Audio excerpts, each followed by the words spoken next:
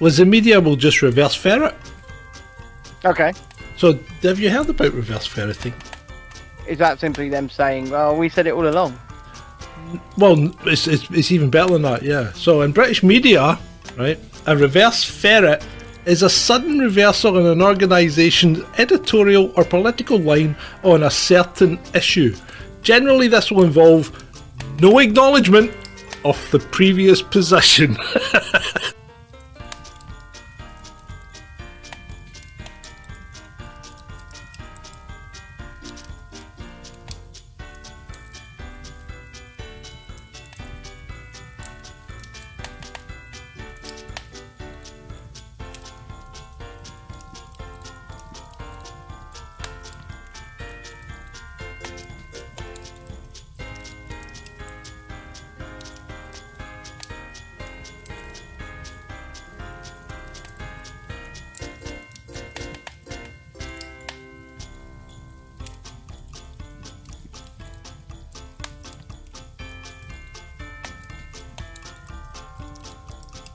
It's because people love a show, so give them a show.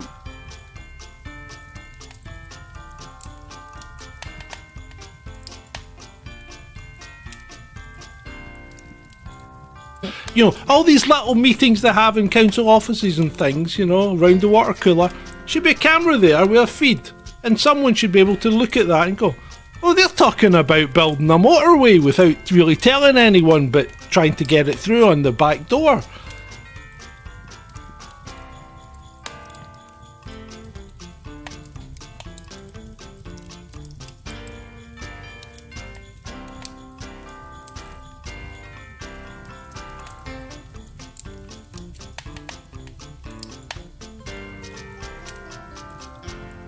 Good evening, and welcome to Veridora Green News, the only channel that brings you the latest updates on the environmental issues in Veridora.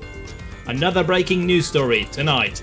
President Ben launches probe into President John's decision to spare Eastern Forest of Veridora.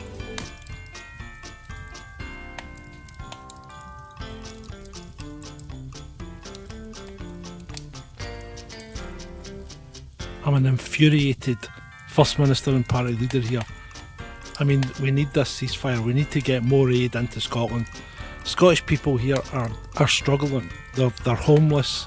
They're dispossessed. They've lost all hope.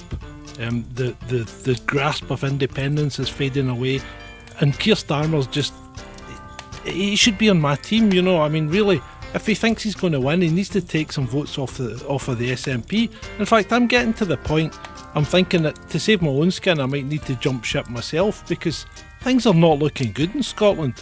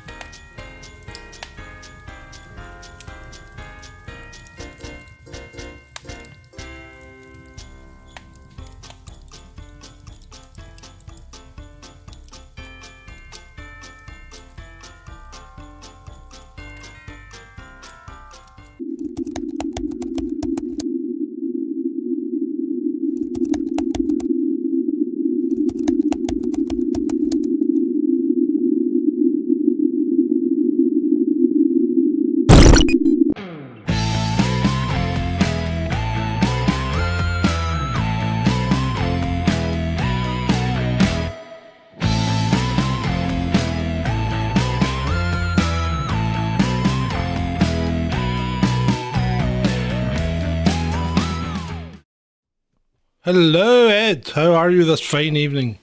Hello, John. I'm absolutely excellent. I made it out of London. Any day you survive London is a good day. I also call it Mordor. It's my nickname for London. But yeah, pretty much everything north of the South Downs for me is Mordor. But yeah, okay. An interesting Hobbit mission up there today. Cool. Well, we shall get straight into Jill Dando in a second. Could you maybe not put it like that? No. You know what I mean? Anyway, all niceties aside, Jill's waiting for us, so we don't want to keep her waiting. We will go through the housekeeping, which is, as always, if you want to be heard, pay us money.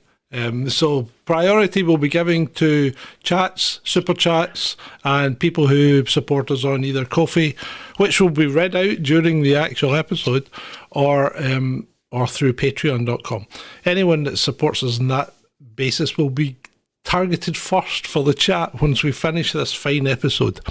Now, Ed, tell me all about this young, lovely lady. So, Jill Dando. She's possibly a bit before a lot of people's time, because she was a very famous TV producer in the 80s and 90s. Mm-hmm. And unfortunately, she was shot outside her house in broad daylight in 1999. And it was, to this day, it remains a mystery. It was a massively shocking case, and it's not been solved. There was a guy that was arrested and tried for it, which we'll come to in a bit. But he was eventually acquitted. And she was a household name. I mean, for people sort of who are essentially, if you're Gen X, you most likely remember her. If you're Gen Z, you probably have a vague memory of her. I would describe her probably as the poor man's Princess Diana. Yeah, she kind of was. She was like a girl next door. Really sort of one of those sparkly, lovely people that tried to help people, and her shows were Crimewatch and a holiday show that I can't remember what it was. But on the morning of the 26th of April 1999, she was shot dead on her doorstep in Fulham in what appeared to be an expertly executed assassination. Dando was shot once in the head at close range with a 9mm pistol, dying instantly in the attack. The brutal murder of such a high-profile media figure in broad daylight spurred a major metropolitan police investigation, but over a year passed before any suspect was charged. In 2000, a local man named Barry George was arrested and convicted of Dando's murder, despite the lack of a clear motive or substantial evidence linking him to the killing. George had a history of violence and stalking behaviour, but questions lingered over whether he was capable of carrying out such a meticulously planned crime. After serving 8 years in prison, George's conviction was overturned on appeal in 2007 due to uncertainties around the firearm residue evidence. He faced a retrial in 2008, but was acquitted of all charges relating to Dando's death. The acquittal of Barry George left Jill Dando's murder officially unsolved, opening the door to a myriad of theories over who killed the Crimewatch presenter and why she may have been targeted. Some speculated that her high-profile work on Crimewatch could have put Dando in the crosshairs of organised criminals she helped expose. Others have raised suspicions of a revenge killing linked to her charity appeal for Kosovo Albanian refugees during the Serbia-NATO conflict. But no solid proof has ever substantiated these conjectures. A lot of it is media speculation. I mean, I'm not sure whether you were flicking through the slides, yeah, I was. Yeah, I mean, it was, we know what the tabloids are like, and there was all sorts of speculations and wild theories. Well, I mean, let's be fair, right? Nothing's changed in real terms. So if something happens, and something big like this, because let's face it, she was kind of one of their own. She was a journalist, and then she became a TV presenter and all that. So she was kind of one. She was kind of one of their own. So she knew most of them. You know, she certainly dealt with many of them. So the thing is, when nothing is known about it, and the police aren't telling you anything, then the papers and nowadays the TV and social media, they have to fill the void with something, and usually that void is filled with idle speculation or wild theories, and that's how we come about in a rabbit hole. Exactly. that's precisely why the rabbit holes exist. Yeah. And this one is, it was quite difficult to find slides for it because if you try searching around, there's some bits of footage of her doorstep and stuff, but most of the pictures are just Jill Dando because she was such a media personality. Yeah. But similarly, actually putting together a whole hour-long episode about this is also quite difficult, simply because it was just this shock killing, and it's never been solved, and there's no, I don't know, there just isn't a huge amount of information. I mean, there's an awful lot of speculation. So essentially what we're going to do this evening is we're going to go through some of that. We'll look at some of the evidence, and then the audience can decide whether they think that Barry George was guilty. I mean, the court didn't think he was, but it's also about some of the different theories about why she was murdered, including some of the more outlandish ones that, frankly, I find them thin at best.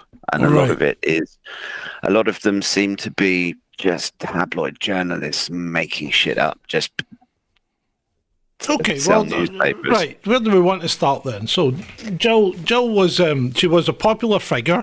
She wasn't the kind of girl that was really going to be hated by anyone, was she?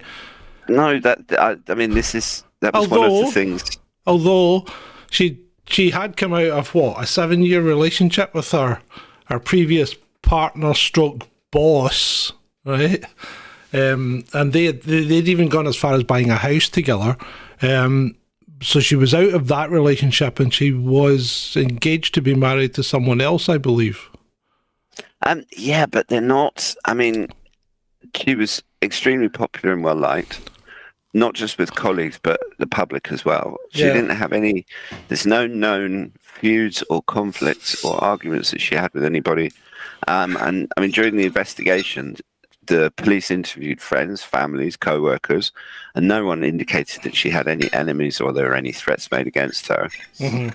She had a fairly, obviously she was famous, but she had a fairly low profile. I mean, she would.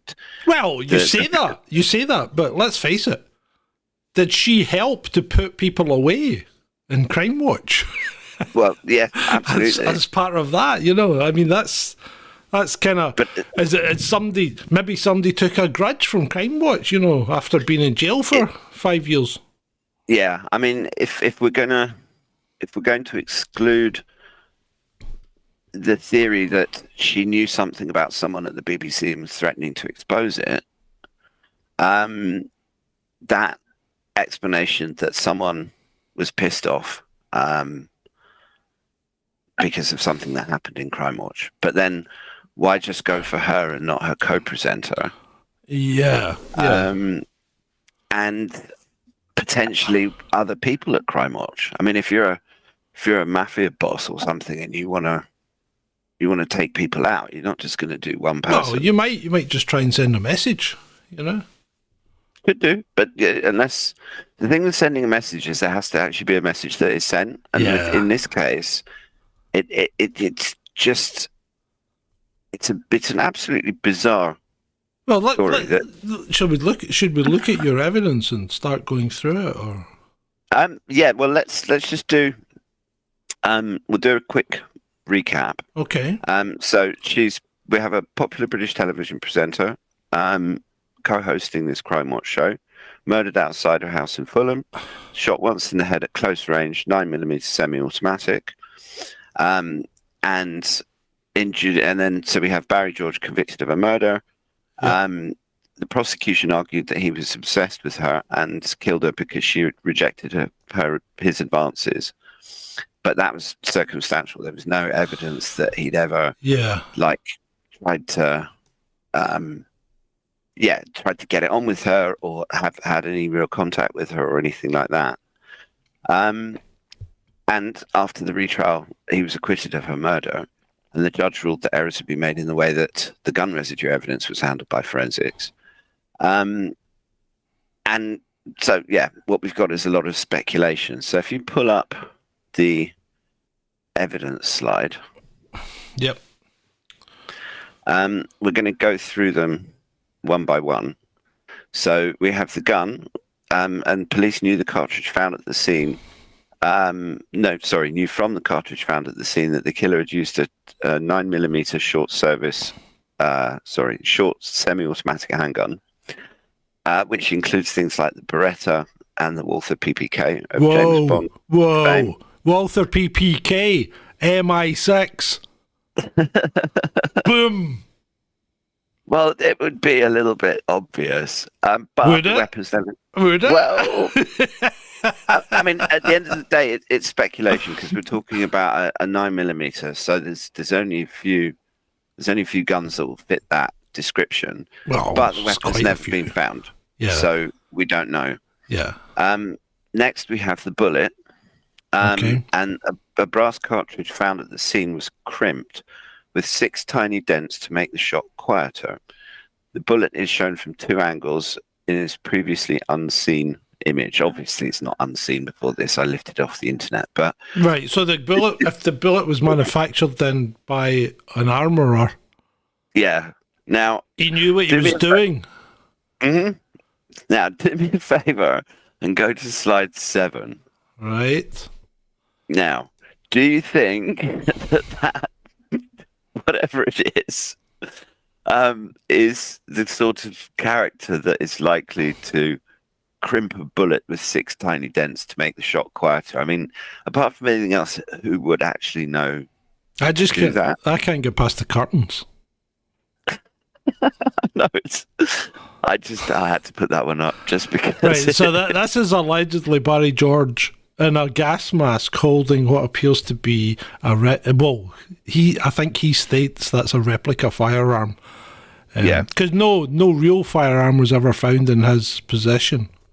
Well, the other interesting thing, where are we? Hang on a minute. Is at this point, handguns were actually illegal. This is after the handgun ban. Yeah, but all that means is the only people that can get handguns are criminals. Yes, but it would have made it. The thing is that Barry George, although he'd been in trouble with the law, is not what you would call a hardened criminal. Really, no. I mean, he just didn't strike me as someone that had connections to the criminal underworld, and he also struck me as someone who, if he did try and approach someone from the criminal underworld, they probably wouldn't want to have anything to do with him anyway.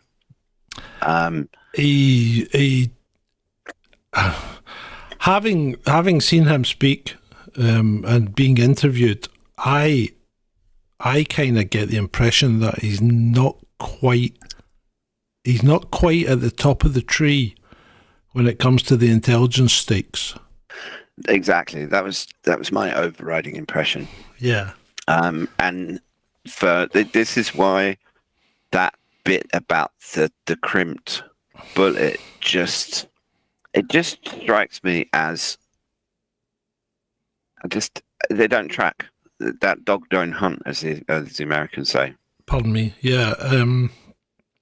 So, yeah. Well, I mean, if you're gonna make your own bullets, you need a certain amount of kit, and you need a certain amount of know-how. Now, that's not going to go away when they did away with handguns, because obviously there are still people out there that know how to fettle these things and how to fix them and stuff like that. So I would imagine that there's a call for them in the dark underbelly of the nefarious people that are out there. But I don't think Barry George had those kind of connections. When you look at him in that picture, right? When you see him in the picture, he does look a bit like I could be a stone cold killer, But that's not how he comes across when you actually hear him speak. He really is quite. He's quite slow, and when I say slow, I mean he's a few points short of, or what would they say? He's a few bits of cucumber short of a sandwich. Yeah, I mean, probably had some learning Yeah, I think so. disabilities, maybe autistic or other mental health problems, but not the sort of person that is going to put 6 tiny dents in a bullet to make it quieter. I mean, I would. So how does that work? How does the 6 tiny dents make it quieter? Is that because it's only crimped on those 6 points, so therefore the bullet will leave the shell easier, and the explosion won't be as loud because it won't be as held back. There won't be as much resistance. That's just that's just off the top of my head. I have no idea what I'm talking about. It's well, I was wondering about this myself, and I came to one of 2 choices. It's either what you suggested, or it's got something to do with the airflow over the surface of the bullet. Yeah, but the bullet's not. The crimps won't affect the bullet because all the crimps are doing is holding the bullet in the cartridge. You know. That's true. Yeah, but it's still it's the kind of thing that your average person doesn't know. And I mean, we're talking about the late 90s when the internet was very much in its infancy, and you couldn't just go and Google something and find out about it, which you can't do anymore, but you used to be able to. Yeah. So it's just that bullet it's a weird one. But let's proceed with looking through the bits of evidence. So yeah, okay. We have a Range Rover, and there's CCTV of a metallic blue Range Rover on Fulham Palace Road travelling at speed just after the murder. 6. It's semi-6. Yeah, I mean, the car's never been traced. A blue Range Rover. So security services. It's got to be. And the traffic warden reported a Range Rover parked illegally on Jill's Street. So we have the doorstep. If you look at slide 8, I think it is, a picture of the doorstep with some flowers on it. And then if you look back on slide 10 at the evidence slide, you can see it illustrates what the police did. Basically, Met Police experts drew up an artist's impression of the murder scene, which showed the killer's single bullet. Showing the killer's single bullet leaving a hole in Jill's front door, 8.5 inches off the ground. And that image was actually used in Barry George's trial. Then we have an E-fit, which is the photo fit based on the description of a well-dressed man seen sweating at a bus stop while talking on a mobile near the scene. Police said he was 5'11" with dark hair. Oh, he's the imposter. This is the imposter, isn't it? Well, yeah. I mean, it's this is the guy that puts himself up for all sorts of different things. I can't remember his name. Do you remember his name? No. No, not off the top of my head. There's a guy. The guy puts himself forward for like murders and things like that. He's one of these people. He's a serial confessor, right? But he doesn't actually do the crimes. And this E-fit is a dead ringer for him. It's got. It has to be, yeah. Because I think he was interviewed and eradicated from not eradicated, but eliminated from the list of suspects. But I think this was a serial confessor. Yeah. Yeah. I'm pretty sure you're right. I remember seeing that in one of the videos I watched about it. Yeah.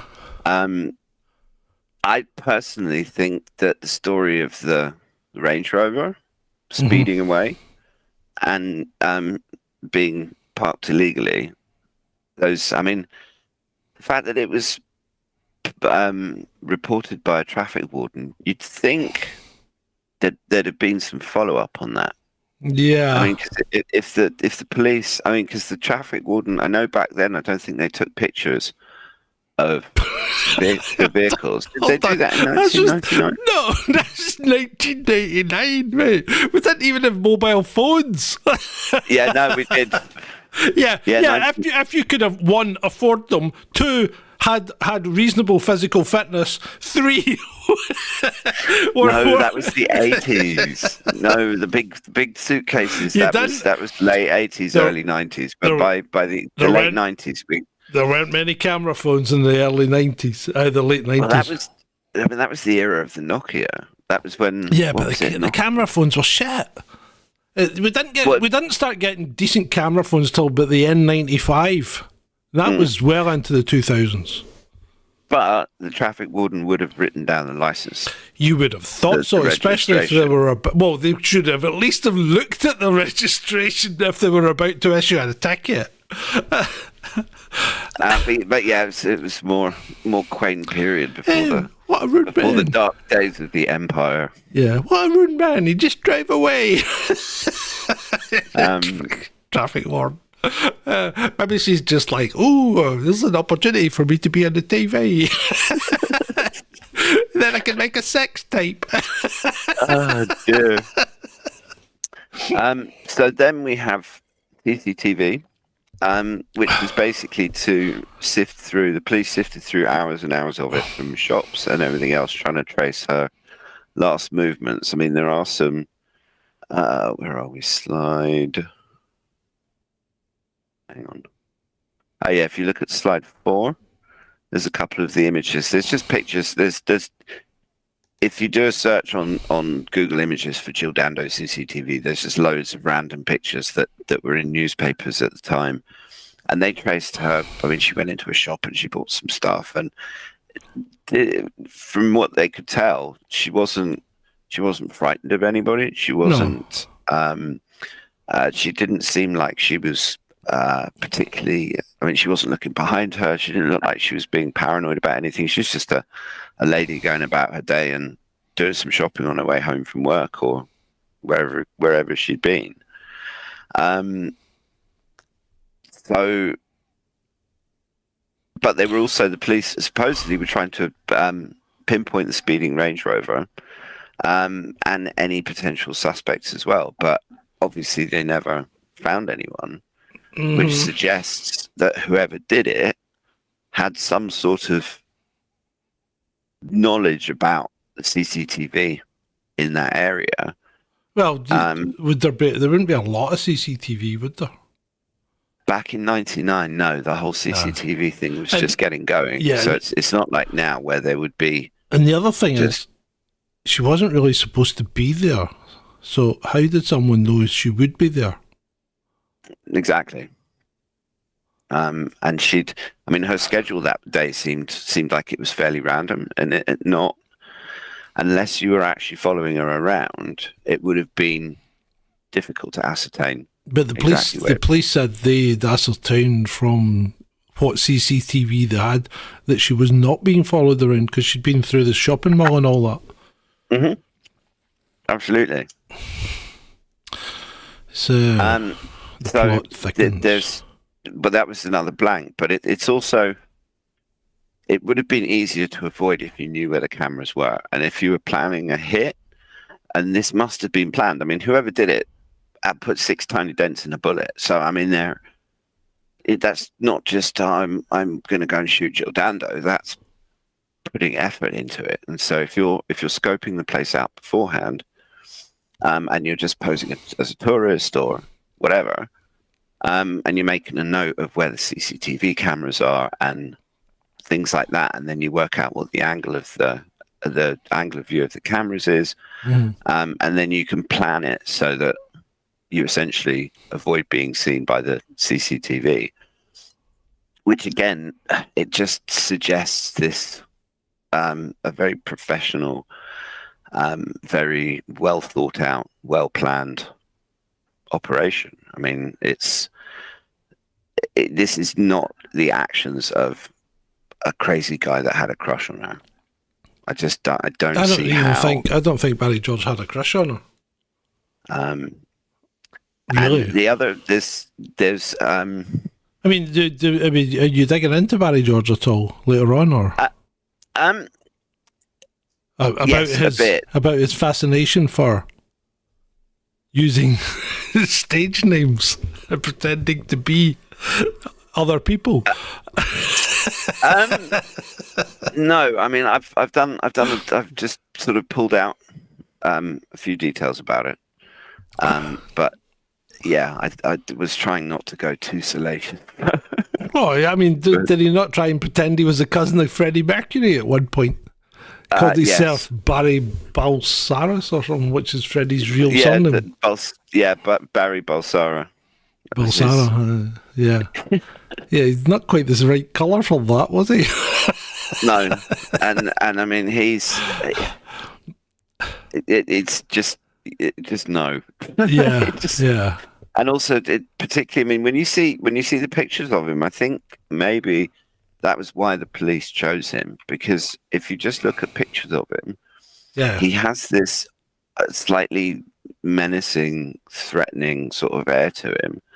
But when you actually listen to him speak, you just think, no, this is not a threat. This guy has got like special needs or something like that. Yeah, this guy's got issues, Yeah, and I mean, in terms of the evidence, there was a neighbour heard Dando arming her car alarm before letting out a scream. Mm-hmm. And so that's basically the bits of evidence that we've got now. Is that the woman that found her? It says pal discovered TV star shot dead on doorstep. Yeah, I know that there was, because there was an article that I read that was the woman, but I'm not sure if she was the same one that heard. I think she was, but I'm not 100% sure. So the scream wouldn't have been when she was shot. A scream would have been when she was first accosted, I would have thought, but it didn't seem to me like an amateurish hit. It appears the guy's just come up behind her and, done the deed, so to speak. Yeah, I mean, I've always been a little bit skeptical about the scream because, I mean, she was shot at close range in the head, and she wouldn't scream. When that happens, I mean, your brain function, it stops. Destroyed. They don't scream, they just fall down. Oh, sorry, no, I didn't mean that. Sorry.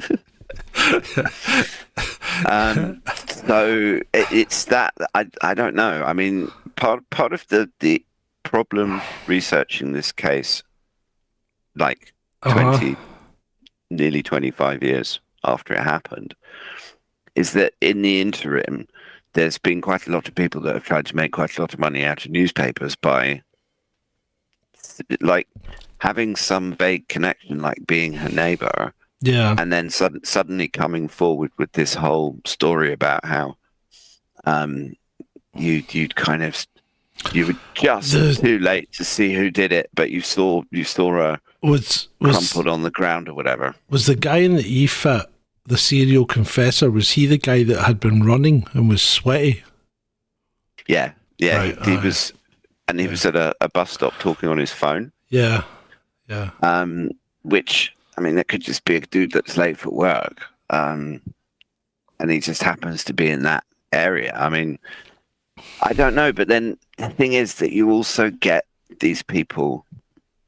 I reckon that the dark organizations that do this kind of thing, it wouldn't be outside the realm of possibility for them to actually have one of their operatives or one of their people just make a show of stuff and tell a whole bunch of BS, or try and pull the limelight onto themselves, just to muddy the waters. And yeah, absolutely. I mean, I'm even with what we've just talked about tonight, I'm already leaning towards professional hit, right? So, I think that the whole Barry George thing, he's basically a patsy, I think. Well, let's go through. There's just a few things I noted down. Yeah. While I was doing the research. So he had a history of mental illness, unstable behaviour, and he had prior convictions for sex crimes, which don't match the modus operandi of a hired gunman. I mean, this is not professional hitman. This is creepy pervert kind of thing. And I hate to say it, but no matter. If you're a creepy pervert, it doesn't necessarily make you a murderer. Not necessarily, No, absolutely. It just makes you a bit problems. Yeah. Well, it doesn't make you a nice person, but Yeah. Yeah. Now, during the trials, he was described as being obsessed with celebrity and making wild claims about his fame and supposed connections. Mhm. And this erratic profile also doesn't fit a disciplined contract killer. Because he was, I mean, some of the, like you said, he claimed to be Freddie Mercury's brother and all kinds of crazy stuff. Yeah. Now, if Dando's murder was a professional assassination, it's likely it would have required coordination, securing a weapon, tracking of movements, and carefully timing the attack, and also like things like what we were talking about, CCTV and stuff.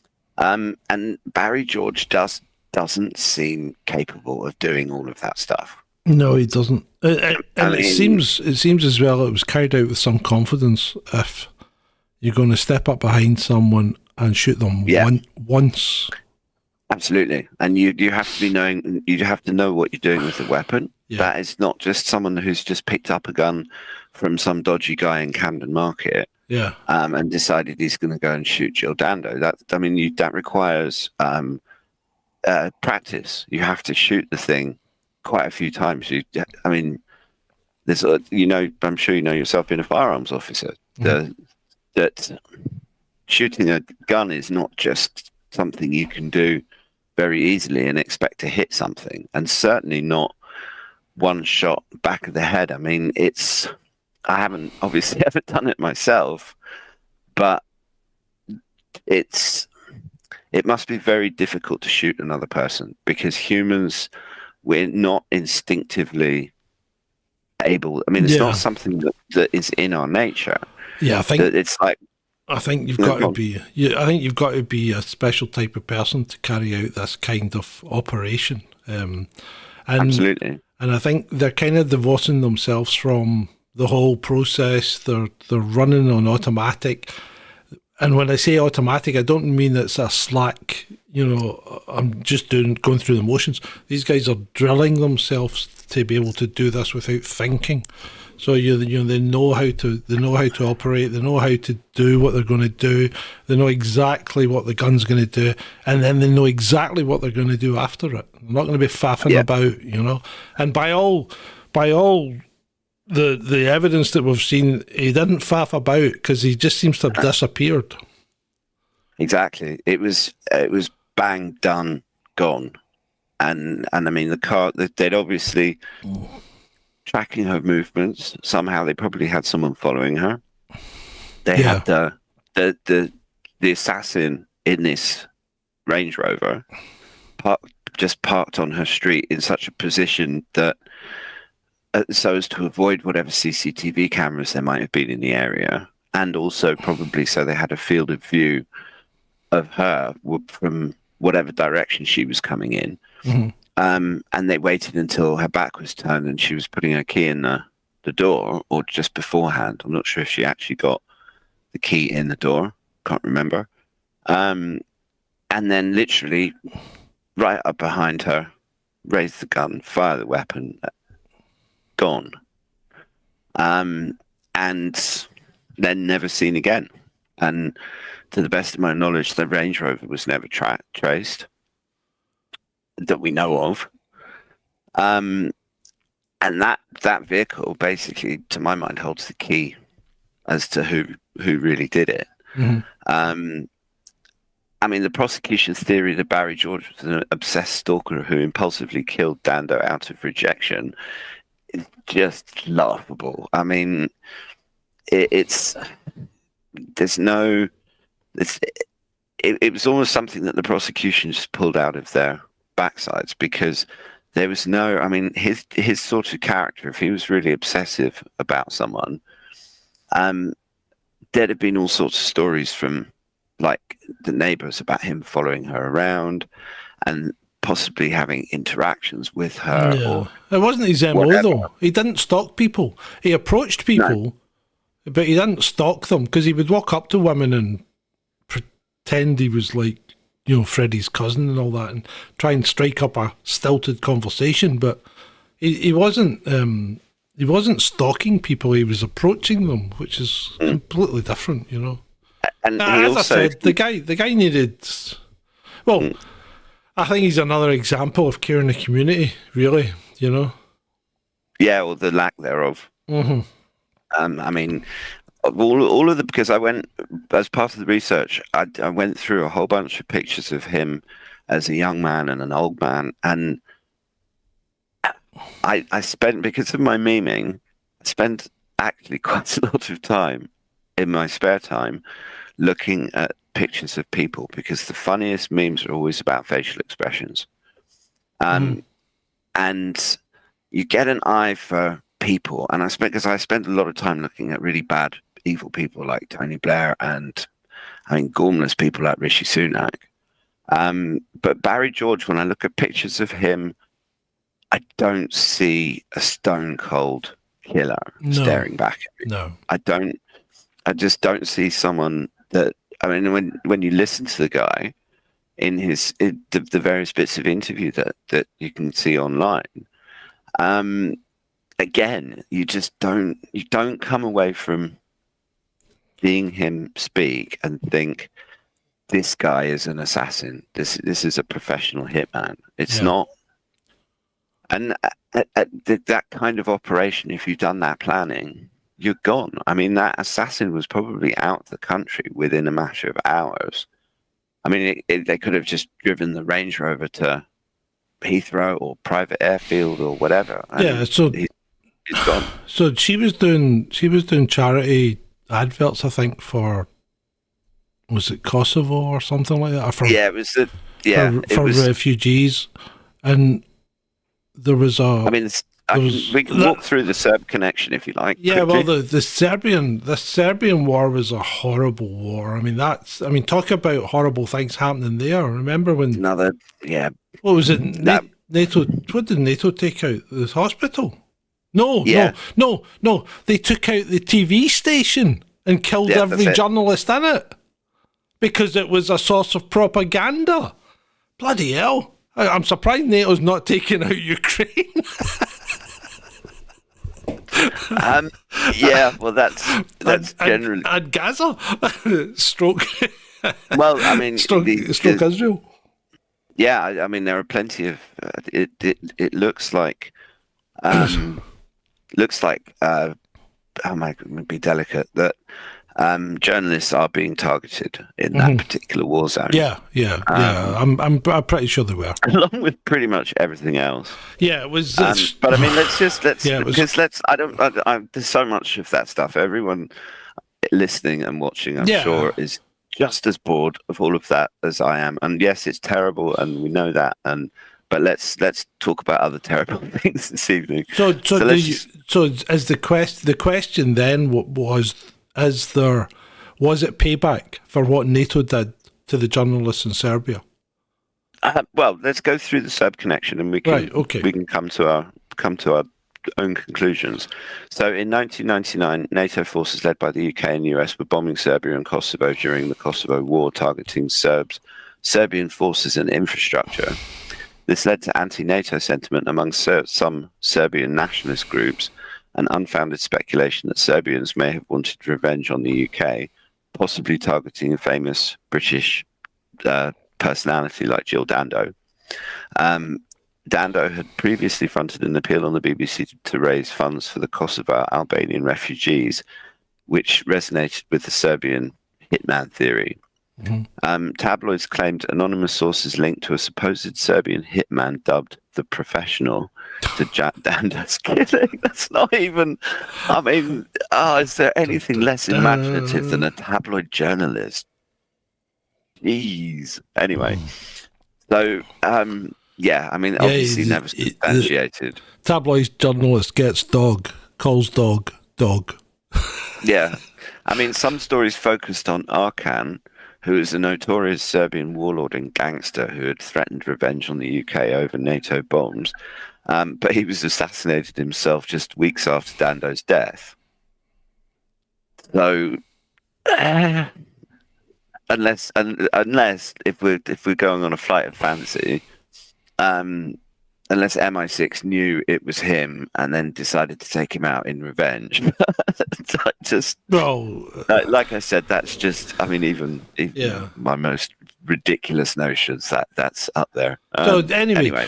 Well, so to cut a long story short, despite all sorts of tabloid speculation, there's absolutely no credible evidence that a Serb hitman had anything to do with it. So the problem is there's not really a lot of evidence in this case at all, to be fair. No, but that's also because they got the bullet, right, but they've never found the weapon. Okay. They don't really have any pictures of the guy that is now no suspect, because Barry George has been eliminated, and he was initially sentenced or found guilty and sentenced to life because of a single particle of gunshot residue that was found in his coat pocket. Now, there was no residue found anywhere in his flat at all, right, or in any other part of his clothing. And apparently, even at the time of conviction, the FBI had stopped using the science that we relied on for conviction as reliable, because this particle isn't restricted just to it's not restricted to ammunition. It could have come from somewhere else, and therefore you can't definitively say it was gunshot residue. No. So I think that's why the case fell on appeal and why he was subsequently released and now lives in Ireland, I believe. I have no idea. I didn't. I would really just wasn't that interested. Apparently, the people over there treat him like a person and not like scum. Well, that's the Irish for you. Well, there you go. So now this is the one that everyone has probably tuned in to hear about, and I've saved it for towards the end, which is for me it's the big one. And of all of the different theories and speculations and stuff that I have heard, is the connection with some sort of child predators, molesters at the BBC. Dun, dun, dun. Because people have to remember that at this point, Jimmy Savile was still... Sorry, I've put up Cliff Richard. Was that the wrong slide? Well, no, but let's cover... we can do... Okay, let's cover Cliff Richard first, because there's two... of the two big names that seems to keep cropping up in relation to this. One of them is Cliff Richard and one of them is Jimmy Savile. Okay, right. Can I ask a question? Right. Mm-hmm. Cliff Richard's gay, right? Well, obviously. Yeah, okay. But, right, I mean, allegedly... That was just a question I had to get out there. I don't know. He's... well, look, we're not into salacious gossip. We're going down rabbit holes, not... Yeah, well... celebrity gossip. Okay. Right, carry on. But I mean, to me, I ruled this one out. Okay. Pretty quickly. I mean, they were Dando and Cliff Richard were their acquaintances in their work, but there's no reports that they were close friends or had any kind of falling out or arguments or anything like that. Okay. After her death, Cliff Richard did cooperate with the police by the police investigation by providing a witness statement about their professional relationship. But I mean, as you know, as a police officer yourself, that's routine. If something like that happens, you would talk to their work colleagues and things like that. Yeah, okay. Tabloids at the time tried to suggest that Cliff Richard was obsessed with Dando, but it's just rumours. I mean, it's typical tabloid nonsense. There's no... they just don't have any evidence to back it up. There's nothing there that supports what they're saying. Cliff Richard strongly denied any inappropriate interest in Dando and was outraged at tabloids linking him to the murder without cause. Police found no reason to consider Cliff Richard a person of interest or suspect in the Dando case based on lack of connection and no evidence. And Cliff Richard has never been implicated in any kind of wrongdoing regarding Jill Dando by any official investigation or credible source. So I think, and he's also, I mean, Cliff Richard, okay, maybe he's not necessarily so open about certain private aspects of his life, but that's his right as an individual. And that's no problem. And I might not necessarily like his music, apart from that one Christmas song that always comes on, which always makes me feel like it's Christmas. But I mean, come on, Cliff Richard. What song? It's, I can't remember. Okay. I can't remember the title of it, but I just don't go looking for it. And when you ask me questions like that, and I'm on camera, my mind just goes blank. Okay, right. So, no, the more nefarious character is obviously Jimmy Savile. And he was still kicking around back then. That's a double whammy there. You might have warned us. People out there could be sensitive. There could be people with heart conditions and pregnancies. You know, you've got to give them a warning before you put those two vermin on the screen. I know. I thought I could just do a picture of Jimmy Savile, but I wanted to Tony Blyer. Yeah. In that picture, you can see one of the most evil, nasty people in the universe, and next to him is Jimmy Savile. But it's always good to remind everybody the sort of company that Blair keeps, and Blair's little puppet Starmer. He makes my skin crawl. Oh, they both do. I'm not keen on Jimmy Savile either, but Blair just makes my skin crawl. Feel free to bring the picture of Cliff Richard up. Yeah, anyway, so the thing is that what we know about Savile now was always rumoured. There was always stories. You hear, I mean, some of the more honest people at the BBC would tell you that he creeped them out. And it should be said there is no hard evidence that Jill Dando knew anything about Jimmy Savile or any of that stuff that was going on. But we're here to delve down the rabbit hole, and I think it's fair enough to speculate that what is the one thing that gets people dead in this world faster than discovering oil under your ground?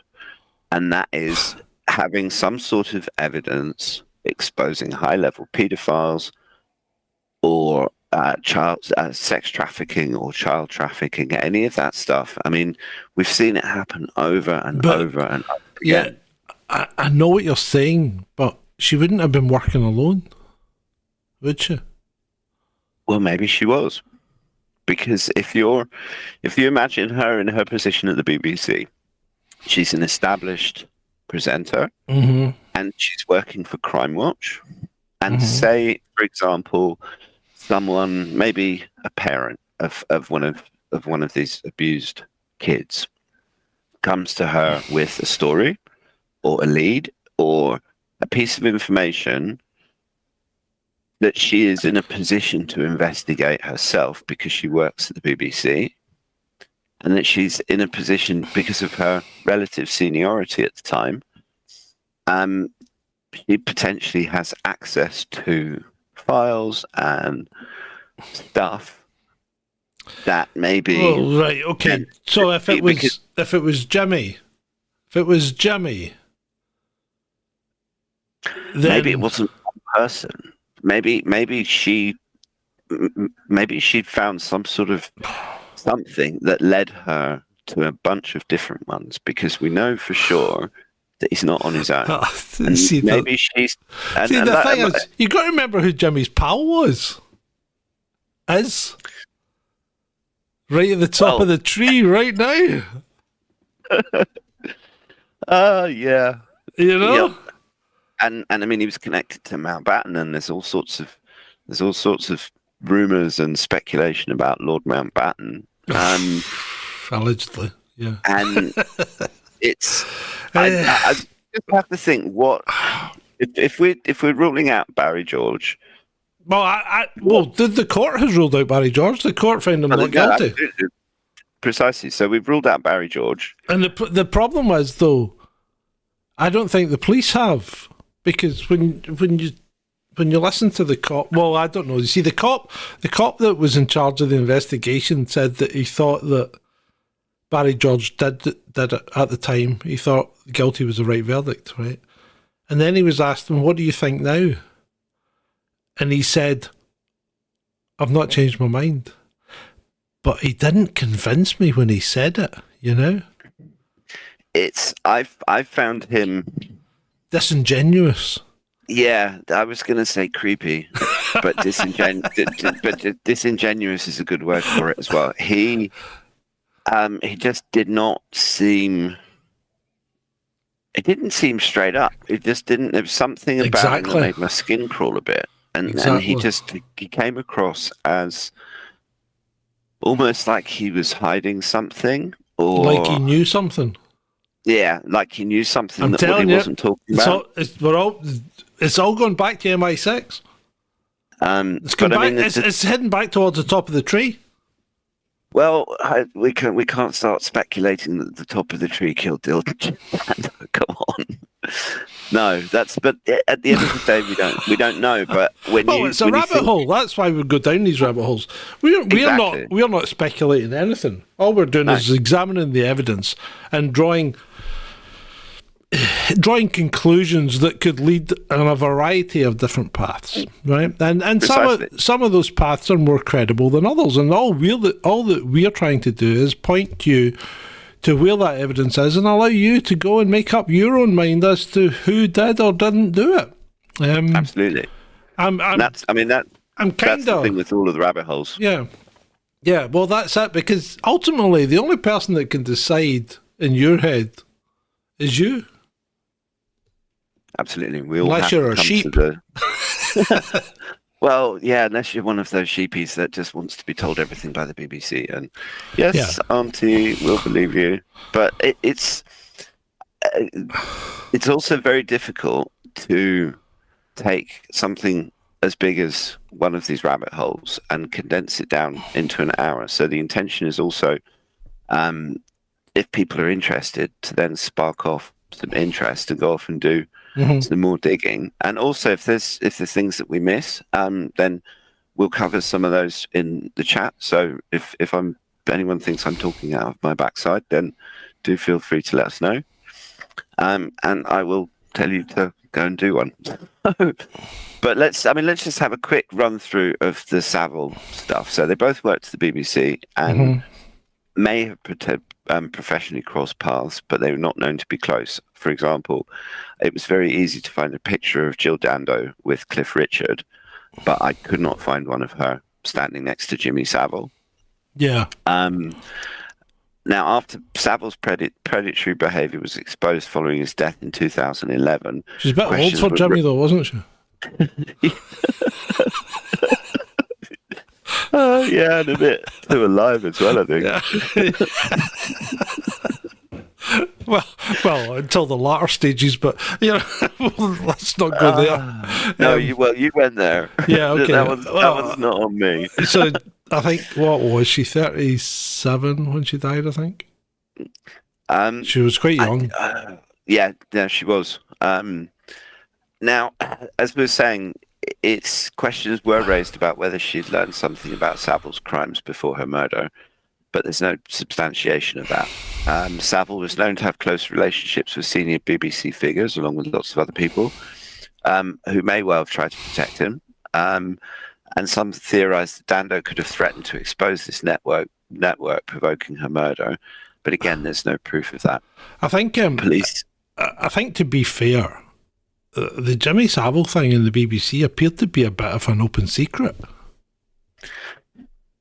for a long time. I mean, the thing is that stuff, it does deserve its own rabbit hole, but it's also, I mean, if you look at people like Cyril Smith, I mean, and the number of, we have that Home Office, that big dossier that they had on paedophiles that was lost or burned or dropped accidentally dropped it in the fire. Sorry. Yeah. And And the thing is that police did explore vague rumours in the late 90s of a paedophile ring at the BBC that Dando could have known about, but obviously found no actionable evidence linking this to Savile or Dando's death. Savile, they lived near each other, but that was ruled out early on by police based on a lack of connection to the scene or the sophisticated nature of the execution-style killing. Right. Now, it's possible that Savile was somehow involved in shrouding BBC abuse. It's complete speculation. That's what's it. We're all just speculating here. Yeah. So have you heard anything from this ex-lag who purports to be a journalist now? No. The guy who had like 68 previous convictions, including many of violence and whatever, but wasn't a killer. So always kept his code and would never shoot a woman in the back of the head, right? so he was in jail when Barry George was in jail. And right. Barry was in the hospital wing, so this guy allegedly faked a heart attack and got taken to the hospital wing so as he could get an interview with him. He's not a professional journalist, he's more like a convict journalist, you know. I don't know why I didn't come across that one. Right, so anyway, this guy, he was interviewed in that Netflix documentary, which was quite good, but well, it was okay. It wasn't as good as Richard Hall's. I like Richard Hall's stuff, but that doesn't make me a bad person. But anyway, so this convict, this lag, was in the hospital wing with him, and he was pumping him for information, right?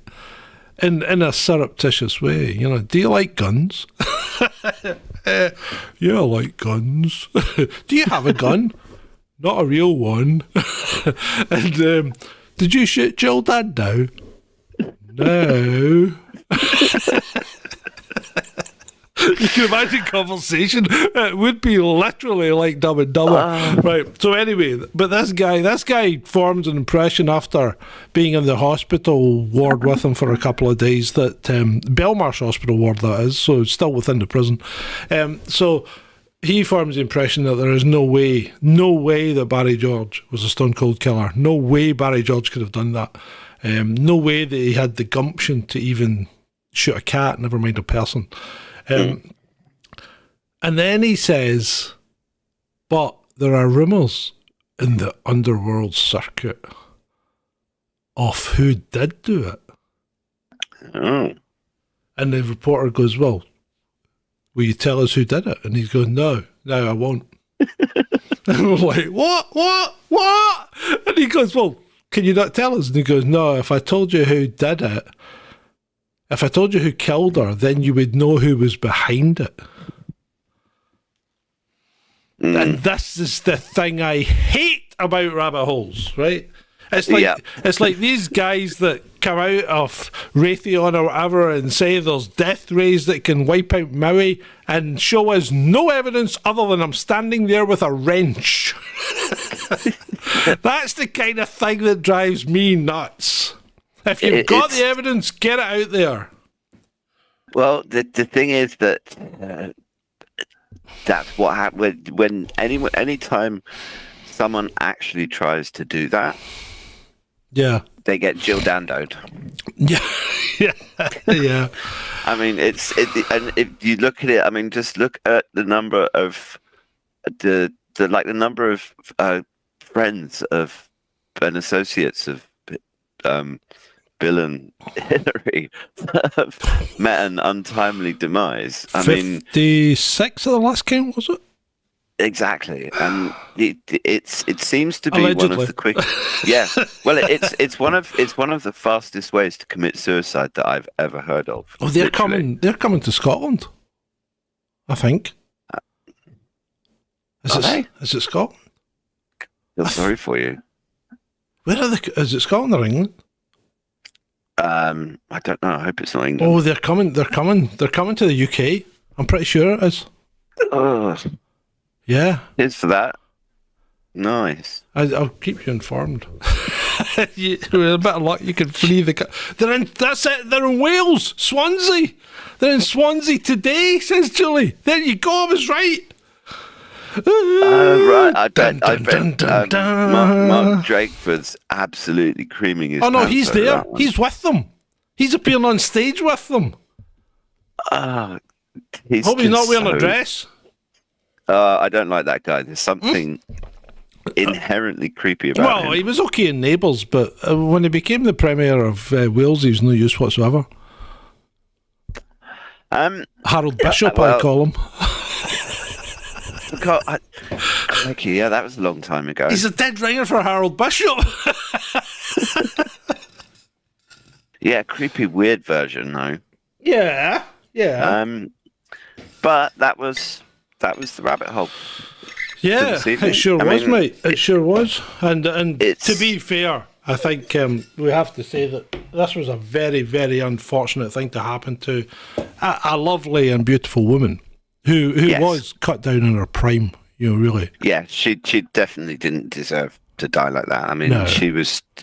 If you just, she just had that air. It's like you before we came on. You said she was a poor man's Princess Diana. Yeah. And I think that that's a really good description of her because I remember seeing her on TV and like the travel show that she did, and I mean, Crimewatch was excellent. I used to love how Yeah. that show Yeah, it was finished good. because you just had an hour of the most brutal crimes. Yeah. Where in half the cases, these mad, crazy people are still running around out there. And then the show finishes with, "Oh, don't have bad dreams." Yeah. Yeah, but she was quite upbeat because she would say, "Yeah, we tell you horrible things that have happened," but she says, you got to remember that they don't happen that often, Yeah, and they don't happen to everyone. And she's right, and she's still right to this day. Absolutely. Horrible things happen to people, but they don't happen to everyone. They don't happen that often. So it's just unfortunate that it happened to Jill. yeah, and it's but it does the question of the why, and my personal view on this, if people want my 10 cents, is that I think that she was onto something. Yeah. And it was something big, and it was something evil, and it was something that killed her. Yeah, I think it goes. I think it goes right to the top of the tree, mate. I really do. I think so. It's just too. I mean, the fact that it's never been solved, the fact that no one's ever. Yeah, and the police aren't Probably been interested done for anymore. it. They just Yeah, drop. they just- We're not looking for a new suspect. Why? Why aren't you looking for a new suspect? Because Absolutely. the guy you fitted up the first time didn't fit, Yeah. so you Like, should be. No. Yeah, we don't want to, is what they're saying. Yeah, exactly. Yeah, we don't want to because we were told not to. Possibly, possibly not. Well, that I would refer the honourable gentleman to our Freemasons episode. Exactly.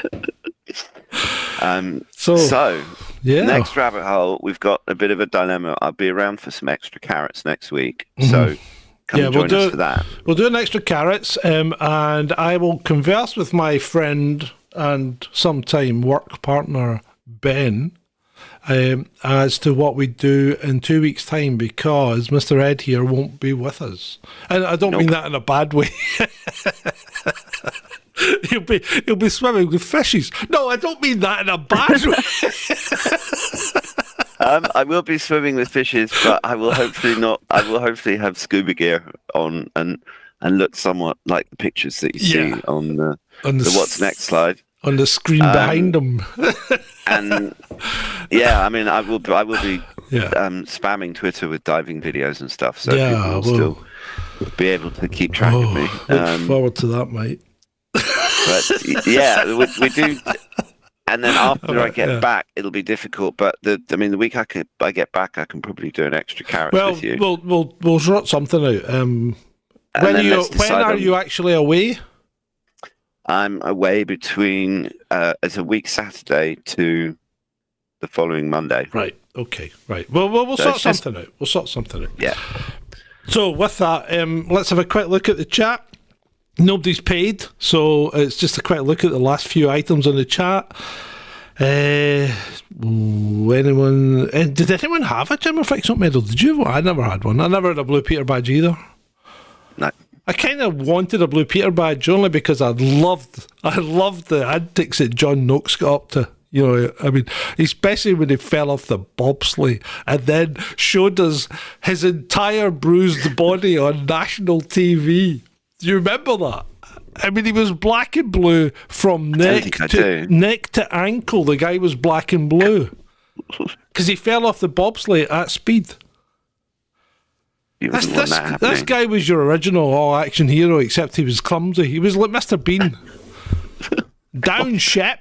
Get down, ship. Do you remember that? Yeah? No. Oh, my God, it's before your time. Do you remember Valerie Singleton? No. No. Leslie Judd? Nope. Oh, my God. Sarah Green? Yes. Bloody hell. I'd stopped watching Blue Peter by the time Sarah Green came on it, and then I started again. But anyway, enough of that nonsense. Right, so Dread-Eye says his sister had a Blue Peter badge. That's cool. Noakes up Nelson Scott. I don't know what that means. Jedi into orbit. Jed into orbit. Noakes up. Noakes, yeah. That would be a better one on Nelson's column than what's there. John McAfee. Yeah, I think we should put John McAfee on the list, actually. I'll do that right now. Yeah, John McAfee is a good guy. Yep. No, John McAfee is a good rabbit. You know what I mean? Well, I personally think John McAfee was a good. Yeah, I think he was a good man. I think he had. I think his heart was in the right place. Shall we just say that? And he was also one of the brightest men that's walked the planet.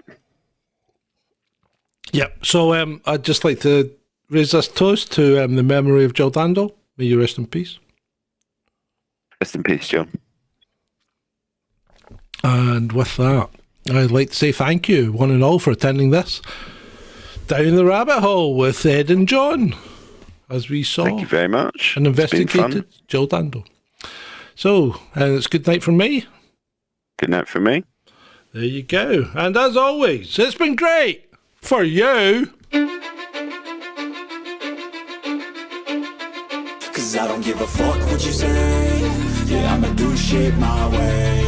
So you can go kick rocks, I'ma stack bricks up, build what I want to make. Yo, I got a lot of shit to say, so I'ma do this every day. I'll be writing things until I'm fucking buried in my grave. 6 feet deep under, but my body won't decay. Cause my messages are timeless, so they'll put them on display. Oh yeah, I rap with a certainty, I have a sense of urgency. A message for eternity, for everyone internally. I had some people burning me, but now they fucking learn to see I ain't the one to fuck with, now they looking nervously. And I don't really care what you think of me respectfully. You can kick rocks if you think you're fucking better, see. I will outwork you, turn you to an enemy. Hurt you so bad that you're gonna need some therapy. I got the motherfucking recipe. I've been cooking up hits, I'ma leave a legacy. You'll be looking small when you're standing right next to me. I'm 5'10", bitch, but I'm 10 feet next to me. I don't give a fuck what you say. Yeah, I'ma do shit my way. So you can go kick rocks, I'ma stack bricks up, build what I want to make. Cause I don't give a fuck what you say. Yeah, I'ma do shit my way. So you can go kick rocks, I'ma stack bricks up, build what I want to make. Yeah, I'ma do it my way.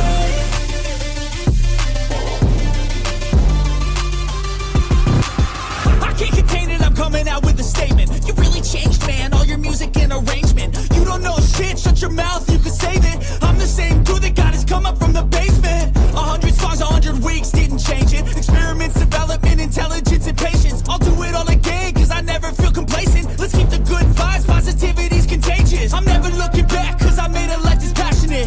A college graduate suppressing all his talents, yeah. He found a way to go and change, become an advocate. For taking control of your life, go out and battle. And you think you have a dream, then act on it. Get after it, get out your head and fucking capture it. You got one life to master it.